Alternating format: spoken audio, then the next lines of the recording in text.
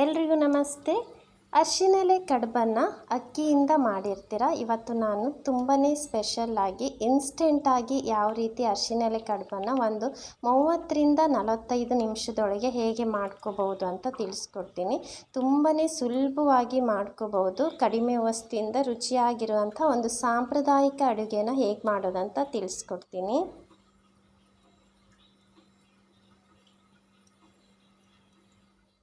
ಮೊದಲು ಇದಕ್ಕೆ 1.5 ಕಪ್ಪಷ್ಟು ರವೆಯನ್ನು ತೊಗೊಂಡಿದ್ದೀನಿ. ನಾನಿಲ್ಲಿ ಬಾಂಬೆ ರವೆ ತೊಗೊಂಡಿದ್ದೀನಿ. ಚಿರೋಟಿ ರವೆಯನ್ನು ಸಹ ತೊಗೋಬಹುದು. ನಂತರ ಇದೊಂದು 5 ನಿಮಿಷ ಇದನ್ನು ನಾನು ಹುರಿತಾ ಇದ್ದೀನಿ. ಈ ರೀತಿ ಹುರಿದು ಬಿಟ್ಟು ಹಾಕೋದ್ರಿಂದ ಸ್ವಲ್ಪ ಹಸಿ ಆಗಿರಲ್ಲ. ಹುರಿದು ಬಿಟ್ಟು ಹಾಕಿದರೆ ರುಚಿಯು ತುಂಬ ಚೆನ್ನಾಗಿರುತ್ತೆ. ನೀವು ಚಿರೋಟಿ ರವೆನೂ ಸಹ ಹೀಗೆ ಹುರಿದು ಬಿಟ್ಟು ತೊಗೋಬೋದು. ಒಂದು 5 ನಿಮಿಷ ಹುರಿದ ನಂತರ ಇದನ್ನು ಮಿಕ್ಸಿ ಜಾರ್ಗೆ ಹಾಕ್ಕೋತಾ ಇದ್ದೀನಿ. ಚಿರೋಟಿ ರವೆ ತೊಗೊಂಡ್ರೆ ಅದನ್ನು ರುಬ್ಬೇಕಂತಿಲ್ಲ, ಹಾಗೇ ಬಳಸ್ಕೋಬೋದು. ನಾನಿಲ್ಲಿ ತೆಂಗಿನಕಾಯಿ ತುರಿಯನ್ನು ಸಹ ಹಾಕ್ಕೊಳ್ಳೋದ್ರಿಂದ ಅದನ್ನು ಸಹ ಎರಡು ಒಟ್ಟಿಗೆ ಮಿಕ್ಸಿಗೆ ಹಾಕ್ಕೋತಾ ಇದ್ದೀನಿ. ನಂತರ ಒಂದು 3/4 ಕಪ್ಪಷ್ಟು ತೆಂಗಿನಕಾಯಿ ತುರಿಯನ್ನು ಹಾಕ್ಕೊಳ್ತಾ ಇದ್ದೀನಿ.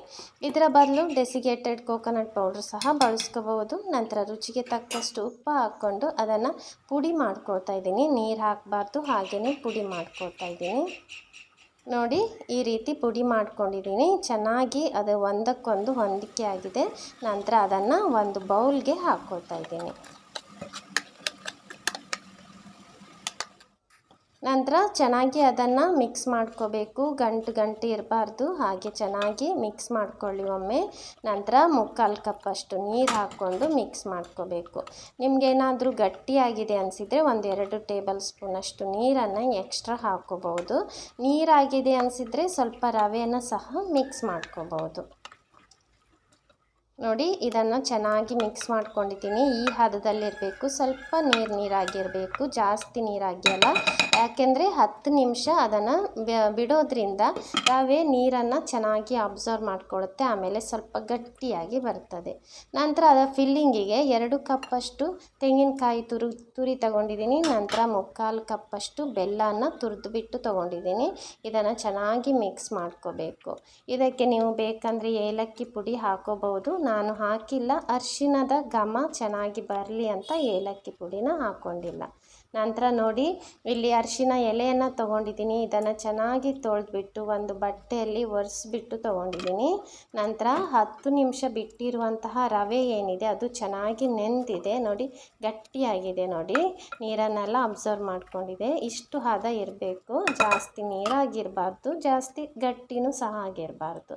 ನೋಡಿ, ಈ ರೀತಿ ಉಂಡೆ ಮಾಡಿದಾಗ ಉಂಡೆ ಆಕಾರ ಬರಬೇಕು. ನಂತರ ಅರಿಶಿಣ ಎಲೆಯನ್ನು ತಗೊಂಡು ಒಂದು ಚಿಕ್ಕ ಉಂಡೆಯಷ್ಟು ಗಾತ್ರದಷ್ಟು ಹಿಟ್ಟನ್ನು ತಗೊಂಡು ಅದನ್ನು ತೆಳ್ಳಗೆ ಅದನ್ನು ಎಲ್ಲ ಕಡೆ ಹರಡಬೇಕು. ಆದಷ್ಟು ತೆಳ್ಳಗೆ ಹರಡಿ. ಕೈಗೆ ಅಂಟೋದಿಲ್ಲ. ಅಂಟುತ್ತೆ ಅನ್ನೋ ಆಗಿದ್ದರೆ ಸ್ವಲ್ಪ ನೀರನ್ನು ಕೈಗೆ ತಾಸ್ಕೊಂಡು ಈ ರೀತಿ ಚೆನ್ನಾಗಿ ಹರಡ್ಕೋಬೇಕು.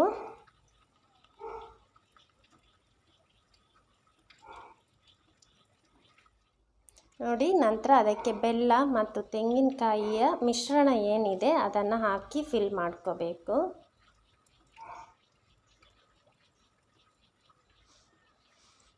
ನೋಡಿ, ಇದನ್ನು ಫಿಲ್ ಮಾಡಿಕೊಂಡು ಈ ರೀತಿ ಸಹ ಕ್ಲೋಸ್ ಮಾಡ್ಕೋಬಹುದು. ಮತ್ತು ಇನ್ನೊಂದು ವಿಧಾನ ತೋರಿಸ್ತೀನಿ. ಈ ರೀತಿ ಕ್ಲೋಸ್ ಮಾಡಿಬಿಟ್ಟು ಸ್ವಲ್ಪ ಪ್ರೆಸ್ ಮಾಡಿ ಬೆಲ್ಲ ಮತ್ತು ಹಿಟ್ಟೇನಿದೆ ಸ್ವಲ್ಪ ಹೊಂದಿಕೆ ಆಗುತ್ತೆ. ನಂತರ ನೋಡಿ, ಈ ರೀತಿ ಸಹ ಕ್ಲೋಸ್ ಮಾಡ್ಕೋಬಹುದು. ನೋಡಿ, ಈ ರೀತಿ ಸಹ ಕ್ಲೋಸ್ ಮಾಡ್ಕೋಬಹುದು. ನಿಮಗೆ ಯಾವ ವಿಧಾನ ಅನುಕೂಲ ಆಗುತ್ತೋ ಆ ವಿಧಾನದಲ್ಲಿ ಕ್ಲೋಸ್ ಮಾಡ್ಕೊಳ್ಳಿ. ನಂತರ ಎಲ್ಲವನ್ನು ಇದೇ ರೀತಿ ಮಾಡಿ ರೆಡಿ ಮಾಡಿ ಇಟ್ಕೊಂಡಿದ್ದೀನಿ. ಇದನ್ನು ಹಬೆಯಲ್ಲಿ ಬೇಯಿಸ್ಕೋಬೇಕು. ಇದು ತುಂಬ ಟೈಮ್ ತಗೊಳುತ್ತೆ ಬೇಯಲಿಕ್ಕೆ. ನೋಡಿ, ನಾನಿಲ್ಲಿ 3ರಿಂದ 4 ಕಪ್ಪಷ್ಟು ನೀರು ಹಾಕ್ಕೊಂಡಿದ್ದೀನಿ. ಸ್ವಲ್ಪ ಜಾಸ್ತಿ ನೀರು ಹಾಕ್ಕೋಬೇಕು. ನಾನಿಲ್ಲಿ ಕುಕ್ಕರಲ್ಲಿ ಬೇಯಿಸ್ಕೊಳ್ತಾ ಇದ್ದೀನಿ. ಇಡ್ಲಿ ಪಾತ್ರೆಯಲ್ಲೂ ಸಹ ಬೇಯಿಸ್ಕೋಬಹುದು. ನೋಡಿ, ಇವಾಗ ನಾನು ಒಂದೊಂದಾಗಿ ಅದರಲ್ಲಿ ಜೋಡಿಸಿ ಇಟ್ಕೊಂಡು ಇದನ್ನು ಒಂದು 15ರಿಂದ 20 ನಿಮಿಷ ಆದರೂ ಬೇಯಿಸ್ಕೋಬೇಕಾಗುತ್ತೆ. ಎಲೆಯ ಬಣ್ಣ ಏನಿದೆ ಅದು ಚೇಂಜ್ ಆಗುತ್ತೆ. ಅಲ್ಲಿ ತನಕ ಅದನ್ನು ಬೇಯಿಸ್ಕೋಬೇಕು. ಸ್ವಲ್ಪ ಟೈಮ್ ತಗೊಳುತ್ತೆ. ಮೀಡಿಯಮ್ ಟು ಲೋ ಫ್ಲೇಮಲ್ಲಿ ಬೇಯಿಸ್ಕೋಬೇಕು. ನೋಡಿ, ಒಂದು 15ರಿಂದ 20 ನಿಮಿಷ ಬೇಯಿಸ್ಕೊಂಡಿದ್ದೀನಿ. ಎಲೆಯ ಬಣ್ಣ ಸಹ ಚೇಂಜ್ ಆಗಿದೆ. ಇವಾಗ ಚೆನ್ನಾಗಿ ಬೆಂದಿದೆ. ಅದು ಸ್ವಲ್ಪ ಬೆಚ್ಚಗಾಯ್ತು ಅನ್ನುವಾಗ ತುಪ್ಪದ ಜೊತೆ ಸರ್ವ್ ಮಾಡಿ ತುಂಬಾ ರುಚಿಯಾಗಿರುತ್ತೆ. ತುಂಬ ಆರೋಗ್ಯಕ್ಕೂ ಸಹ ತುಂಬಾ ಒಳ್ಳೆಯದು. ಇದು ಈ ಸೀಸನಲ್ಲಿ ಈ ಅರಿಶಿನ ಎಲೆ ಹೆಚ್ಚಾಗಿ ಬರೋದ್ರಿಂದ ಈ ರೆಸಿಪಿನ ಖಂಡಿತವಾಗಿ ಟ್ರೈ ಮಾಡಿ. ಈ ಮೆಷರ್ಮೆಂಟಲ್ಲಿ ಒಂದು 8ರಿಂದ 10 ಕಡುಬನ್ನು ಮಾಡ್ಕೋಬಹುದು. ನನ್ನ ಈ ರೆಸಿಪಿ ನಿಮ್ಗೆ ಇಷ್ಟ ಆಗಿದೆ ಅಂದ್ಕೊತೀನಿ. ಇಷ್ಟ ಆದರೆ ಪ್ಲೀಸ್ ಲೈಕ್ ಮಾಡಿ, ಶೇರ್ ಮಾಡಿ, ನನ್ನ ಯೂಟ್ಯೂಬ್ ಚಾನಲ್ನ ಸಬ್ಸ್ಕ್ರೈಬ್ ಮಾಡಿ, ನನ್ನ ಫೇಸ್ಬುಕ್ ಪೇಜನ್ನು ಫಾಲೋ ಮಾಡಿ. Thank you so much for watching.